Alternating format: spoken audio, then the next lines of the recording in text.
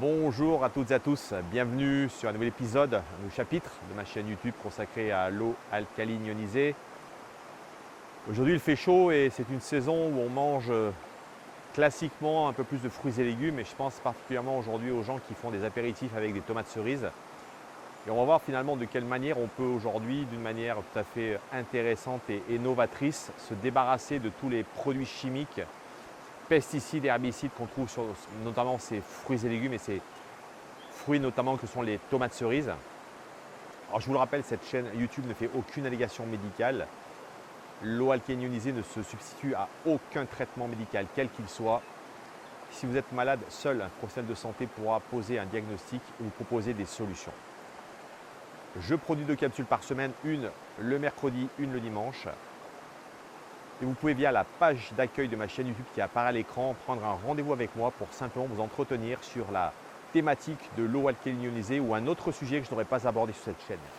Alors, acquérir un ioniseur, c'est véritablement choisir une solution écologique novatrice, une nouvelle façon finalement de découvrir que l'eau a un potentiel, ici en l'occurrence, extrêmement intéressant pour justement pouvoir ôter les pesticides de nos fruits et légumes. Et je vais particulièrement parler, vous le savez, j'en ai déjà parlé dans de nombreuses capsules, du pH 11.5, donc qui, pour simplement information, est un pH extrêmement alcalin. Je vous rappelle que sur l'échelle du pH, la Javel a un pH de 12, donc sachez qu'à 11.5, on tient véritablement ici un pH extrêmement intéressant, notamment sur ses propriétés dégraissantes.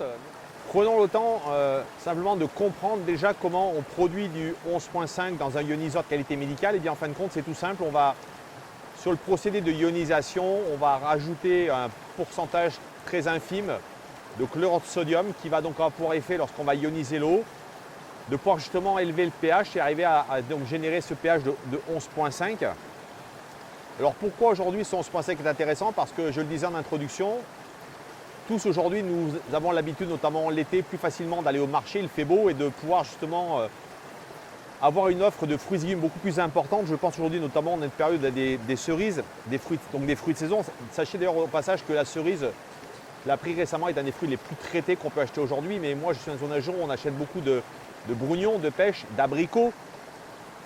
On pourrait même également parler des salades. Donc, on a aujourd'hui une offre de fruits et légumes extrêmement large.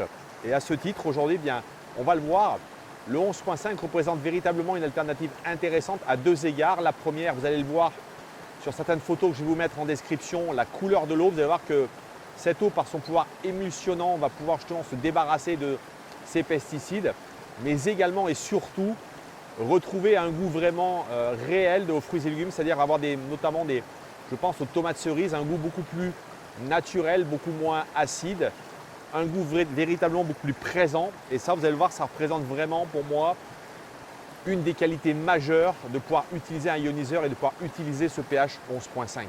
Alors, une clé de compréhension pour comprendre notamment pourquoi ce 11.5 a cet effet sur nos fruits et légumes. Je vous le rappelle, encore une fois, l'eau ionisée, donc à 11.5, elle est générée par un ajout de sel grâce à l'électrolyse, et en fin de compte, elle va avoir donc un pouvoir à la fois nettoyant et dégraissant grâce à 2 mécanismes. Le premier, le fait que ce soit très alcalin. On est à 11.5 à un pH de 50 000 fois plus alcalin qu'un pH de 7, donc vous comprenez que c'est extrêmement élevé en termes donc d'alcalinité, donc bien évidemment c'est une eau qu'on ne va pas boire. Alors le mécanisme en l'occurrence le plus intéressant, c'est le premier, c'est effectivement le fait qu'on va pouvoir émulsionner les graisses. On appelle ça la saponification en termes un peu techniques. Donc en fin de compte, il faut savoir que les pesticides et les cires présents sur les fruits et légumes sont souvent lipophiles, donc c'est-à-dire qu'ils sont solubles dans les graisses, et un pH fortement alcalin. Et ça, vous pourrez poser la question à n'importe quel chimiste qui connaît bien le pH. Et bien qu'est-ce que ça va faire? Ça va déclencher une réaction de saponification, d'émulsion des graisses, et on va donc se retrouver en train justement de pouvoir transformer des résidus huileux en molécules solubles dans l'eau, facilitant leur élimination. Le deuxième procédé qui va être mis en route, c'est l'alcalinité extrême. Elle dégrade les protéines et les liaisons chimiques des contaminants, dissolvant les impuretés plus efficacement que l'eau neutre. Donc vous voyez qu'aujourd'hui, on peut expliquer chimiquement pourquoi ce 11.5 a cette action sur nos fruits et légumes dans leur lavage et dans leur trempage. Troisième notion un peu technique pour bien comprendre le rôle de ce sel dans le 11.5, c'est que l'ajout donc de NaCl, donc ici donc ce chlorure de sodium, il est crucial. Pourquoi? Parce que les ions chlorure, donc Cl- et sodium Na+, ils augmentent la conductivité de l'eau, optimisant la séparation des molécules d'eau en ions H+, côté acide et OH- côté alcalin. Cela permet d'obtenir un pH à 11,5 nécessaire pour activer les propriétés dégraissantes de cette eau. Alors en pratique, eh bien on le sait, et d'ailleurs aujourd'hui beaucoup d'études le démontrent, il y a une efficacité prouvée sur l'élimination des pesticides. Et d'ailleurs des tests ont été réalisés pour démontrer que le trempage pendant 5 minutes dans de l'eau à 11,5, écoutez bien, élimine jusqu'à 90% des agrotoxines. Alors, ce qu'on appelle les agrotoxines, ce sont les pesticides, les herbicides, les insecticides, les fongicides. Donc tout ce qui est produit toxique qu'on met aujourd'hui malheureusement sur un grand nombre de produits que nous consommons, notamment les fruits et légumes, comparativement avec l'eau du robinet qui, elle, n'a un rôle que de 30%, donc vous voyez, qui est largement insuffisant. Et également, on peut, avec cette eau à 11,5, dissoudre des graisses incrustées, je pense notamment aux planches à découper, aux couteaux, sans détergent chimique. Alors évidemment, les précautions d'usage, donc il n'est absolument pas recommandé de boire cette eau. Pour la cuisson, vous le savez, je vous recommanderais plutôt d'utiliser des eaux entre 8,5 et 9,5 qui sont des pH alcalins qui vont véritablement renforcer les saveurs de tout ce que vous allez pouvoir cuisiner. Alors vous l'aurez compris, acquérir un ioniseur, c'est véritablement acquérir une solution globale à la fois pour votre maison, pour votre boisson, qui est bien sûr un des premiers aspects les plus importants, puisque l'eau alcaline, je vous le rappelle, a vraiment des propriétés extrêmement intéressantes à consommer quotidiennement.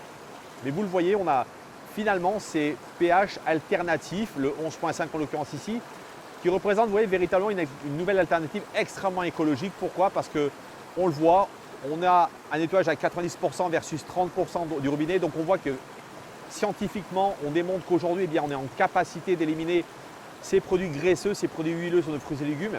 Et surtout, on va retrouver une saveur tout à fait intéressante en bouche. On va vraiment retrouver des tomates qui sont bien meilleures au goût et qu'on va vraiment avoir plaisir à consommer. Donc à ce titre, je vous le rappelle qu'un ioniseur de qualité médicale manufacturé au Japon, c'est un investissement que vous allez faire pour 20 à 25 ans minimum avec possiblement, si vous souhaitez l'acquérir aujourd'hui, des mensualités entre 70 et 80 € par mois pendant 60 mois. Et à partir du 61e mois, ne plus avoir à dépenser finalement tout ce budget, que ce soit des budgets pour l'eau en bouteille, mais surtout à partir de l'eau de votre robinet, pouvoir bénéficier d'une eau délicieuse, filtrée, ionisée et surtout avoir finalement cet éventail, ce champ extrêmement large d'utilisation de tous ces pH pour vos besoins quotidiens, que ce soit pour de la cosmétique, pour du nettoyage, pour du trempage, encore une fois des fruits et légumes, mais pour un grand nombre de sphères, de choses qu'on utilise dans la maison classiquement. Donc c'est encore une fois moins de chimie et moins de plastique. L'eau alcaline ionisée, c'est 3 propriétés clés. La première, c'est une eau alcaline qui, comme un buvard, va tamponner l'excès d'acidité de votre corps et renforcer le niveau de tampon alcalin. La deuxième, c'est une eau antioxydante, anti-rouille, anti-âge, qui finalement, comme le vernis sur la peinture d'une voiture, va empêcher la rouille, la perforation de la rouille et de la même manière empêcher une oxydation trop importante de vos cellules, mais également de l'apparence de votre peau liée à l'action des radicaux libres. La troisième, c'est une eau microstructurée hexagonale qui, par son poids moléculaire, va représenter un potentiel hydratant beaucoup plus important, mais surtout un nettoyage cellulaire optimisé, une chélation beaucoup plus importante de tous les déchets métaboliques.